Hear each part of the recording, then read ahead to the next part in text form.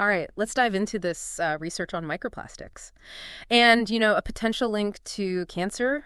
We've got a review of studies looking at occupational hazards and a brand new study that focuses specifically on polystyrene nanoplastics and ovarian cancer in mice. So, yeah, buckle up. This is going to be interesting. It is, yeah. And it may be a little unsettling, but that's why we're here, right? To unpack it all and see what it means, for everyone. Exactly. So let's start with this review of the occupational studies. I was really surprised to see a strong link between PVC dust and liver cancer. Why the liver?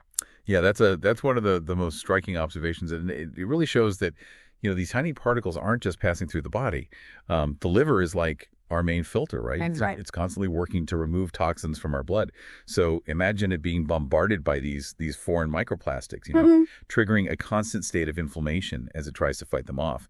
And over time, that inflammation can damage cells, and that damage can, lead to cancer. Yeah. The review also mentioned PVC often contains, additives like phthalates, which we know are endocrine disruptors. Do those chemicals potentially play a bigger role in liver damage than the plastic itself?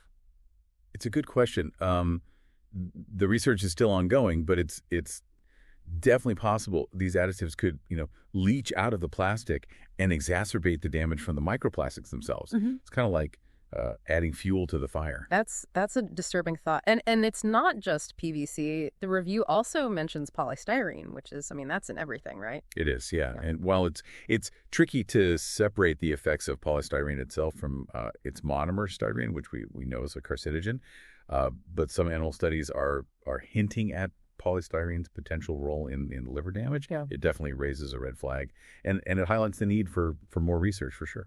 I'm curious about the new study on polystyrene nanoplastics and ovarian cancer. It's concerning because it involved, live mice, not just cell cultures. Exactly. This study really adds another layer of complexity. And what's interesting is that they exposed both ovarian cancer cells and live mice to these polystyrene nanoparticles. And they observed a dose-dependent decrease in cell viability. Basically, the more nanoparticles the cells were exposed to, the less likely they were to survive. And they also noted changes in gene expression and metabolic pathways, which suggests that the microplastics were actually interfering with, fundamental cellular processes. And in the mice, did they find that exposure to these nanoparticles actually accelerated tumor growth? They did, yes. Mice that were exposed to the polystyrene nanoparticles developed tumors much faster than the control group. And even more significantly, they saw the same changes in gene expression and metabolic pathways in the mice that they observed in the cell cultures, which really directly links those cellular changes to the presence of the microplastics. Wow, that's pretty alarming. This study, combined with the review we just discussed, it paints a pretty unsettling picture. Yeah, it is. And it kind of builds on this growing evidence that suggests microplastics might be involved in other cancers, too. Yeah. Mm. There's been some research hinting at a connection to colorectal cancer and even breast cancer metastasis. So, it's not just an environmental issue anymore. We're talking about potential human health risks. Right. And this raises a really important question. Is there something about microplastics themselves that makes them, particularly good at disrupting cellular processes and potentially, leading to cancer?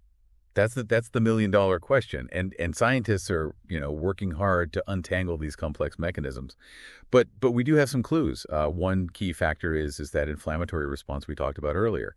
When these foreign particles get into the body, the immune system is trying to fight them off, and this chronic inflammation can damage DNA and disrupt cellular processes, which creates kind of a fertile ground for cancer cells to develop. I was surprised to learn that microplastics might actually act like these Trojan horses carrying other toxins into our bodies. Is that a major concern? Absolutely. It's definitely another piece of the puzzle. Mm-hmm. Think about, pesticides or heavy metals or even bacteria clinging to these tiny particles. They can sneak in, they hitch a ride on the microplastics.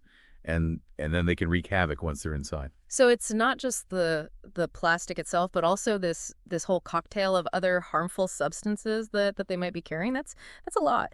But let's shift gears a little bit and talk about what we can do about it. You know, we can't all live in plastic-free bubbles, but are there realistic steps that we can take to minimize our exposure? Yeah, there are. And it really starts with awareness. You know, now that you know about this potential connection between microplastics and cancer, you can start making more informed choices, right? Simple things like switching to a reusable water bottle and a coffee cup, bringing your own bags to the grocery store, you know, avoiding single-use plastics whenever possible. These things can really make a difference. Those are great everyday steps. What about the microplastics that are already out there, you know, in the environment? Is there any way to avoid those? Well, filtering your drinking water is a good place to start.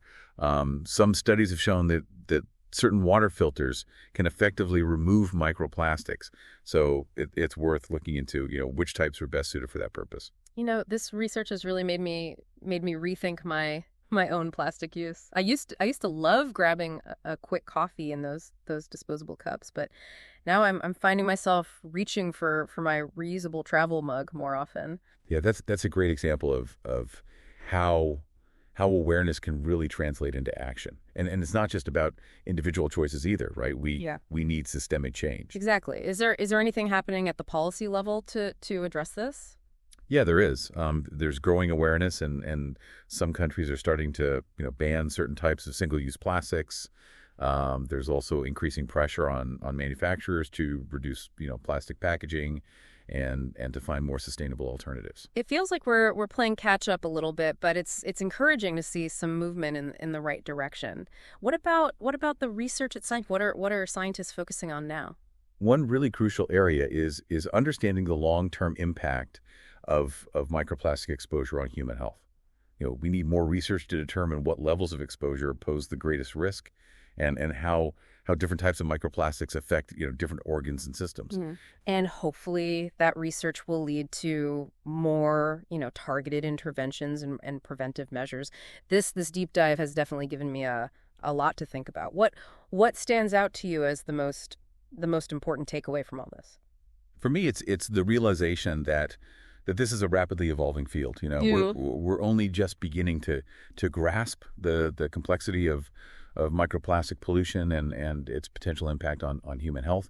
And the more we learn, the better equipped we'll be to make informed decisions and to advocate for change. Right. Knowledge is power. Now that we've explored the science and discussed some potential solutions, let's shift our focus to a broader perspective. You know, it's crazy to think about microplastic pollution, right? It used to be this environmental thing we'd see on like documentaries about, you know, saving the oceans, and now it's like a potential human health crisis. It feels like all this happens so fast. It really has. It's moved to the forefront of, you know, scientific inquiry.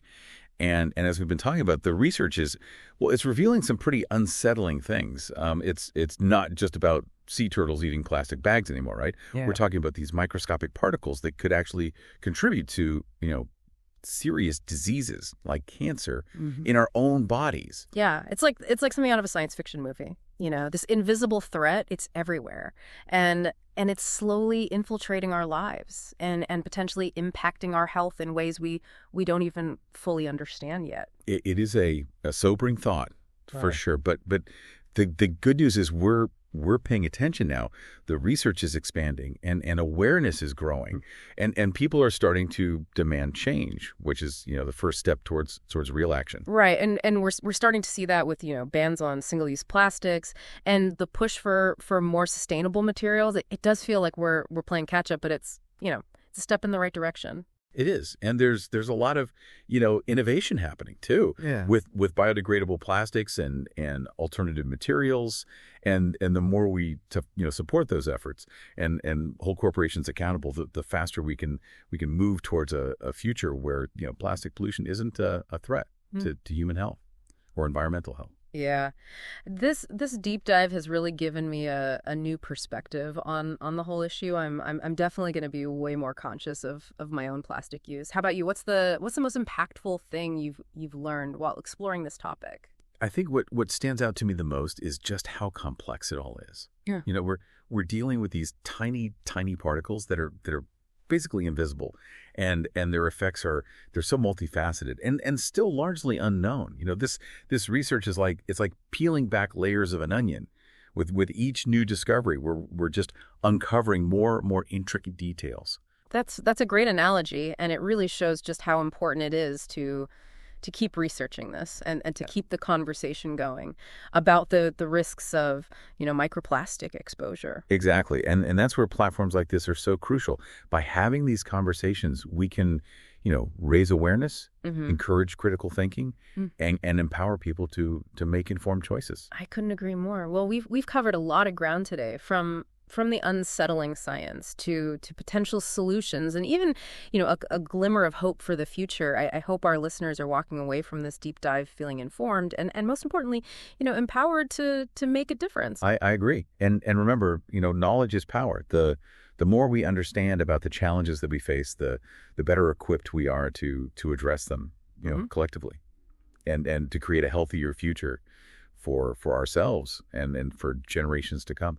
Absolutely. So to our listener, thank you so much for joining us on this exploration of microplastics and their potential link to cancer. And we encourage you to keep learning, stay curious, and keep engaging in conversations that really matter. Yes. Until next time, stay informed and stay engaged.